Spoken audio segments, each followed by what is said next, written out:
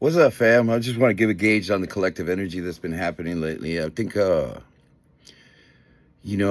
coming from the perspective of what I've learned and what I've seen and what I've observed and what I've experienced personally, there's a gauge on our emotions, with this grand water trine that is kind of like, best way to say it is to show people their emotions. And, as I was walking through the hallway, on my way to the door, Spirit said something to me that was just extremely profound.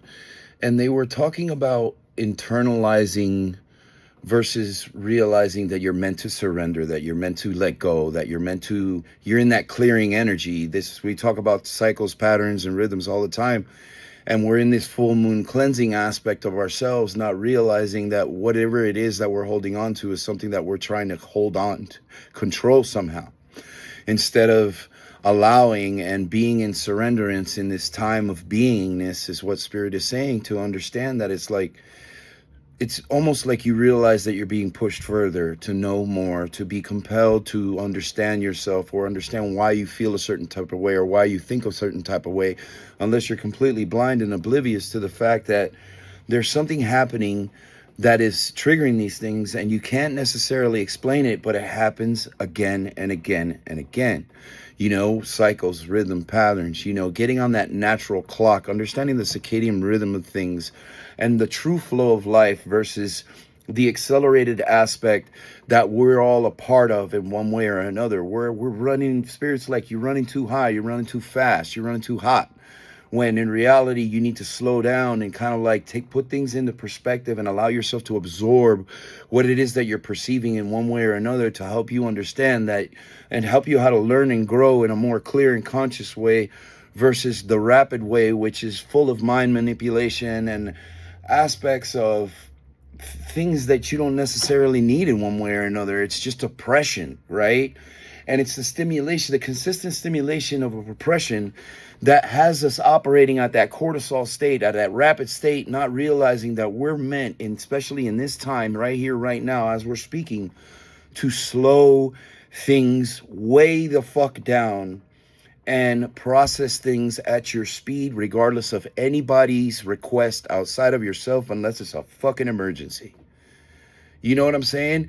And you can almost feel in that moment how much we agitate ourselves by thinking that way, just hearing it and experiencing it, and subconsciously listening to the sound of that. It gives fuckers anxiety. And that is the primary example that you're running too hard, you're running too fast, and you're in a state of beingness like no other, of course, because it doesn't serve you, right? And that's why the panic, the anxiety, the confusion, the lack of stimulation, it's all happening simultaneously, right? But when you stop agitating yourself just for a brief moment, do it, give yourself the opportunity to bring yourself to that natural rhythm of the way life is asking you to flow and release and know right now, versus the rapid pace where you're just blind and your mind is erased. So understand that what Spirit is saying here in that aspect of knowing yourself is also about how much you forget yourself in that rapid ass movement that everybody else seems to be making in one way or another, not realizing that all they're doing is internalizing. And then the Spirit's like with the cortisol and the speed of need and lack is what they're saying. You know what I'm saying? Instead of harmony, flow, rhythm, abundance, you know what I'm saying? Movement in your life that compels you, that motivates you, that loves you, that drives you, that helps you understand things in a more clear and conscious way and be more accepting of the path or the truth, more so than any other, right?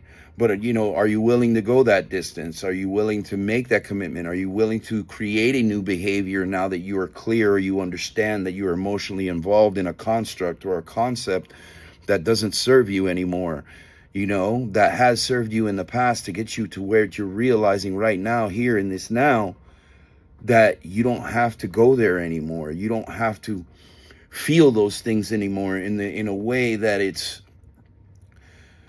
downing yourself in one way or another. You know what I'm saying? Because I've dealt with that. I deal with that. I've been dealing with that in my life. My life has been some form of purgatory in one way or another when it comes to explaining these things, because of the mental confines that we actually place upon ourselves from a lack of belief in knowing who we are truly.